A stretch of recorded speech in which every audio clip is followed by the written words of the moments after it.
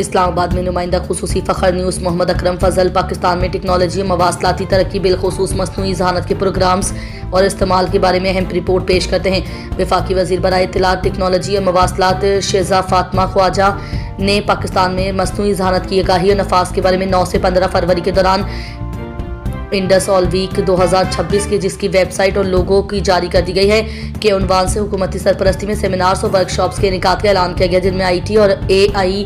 شعبوں سے منسلک بین الاقوامی ماہرین بھی شرکت کریں گے۔ ان سیمینارز کی افتتاحی تقریب 9 فروری کو جناح کنونشن سینٹر اسلام آباد میں انڈس آئی سمٹ سے ہوگی، جبکہ اسلام آباد اسپورٹس کمپلیکس سمیت ملک بھر کی جامعات، تعلیمی ادارے، کمپنیاں اور دیگر ادارے مشترکہ تجارتی برانڈ کے ساتھ اے آئی سرگرمیاں منعقد کریں گے۔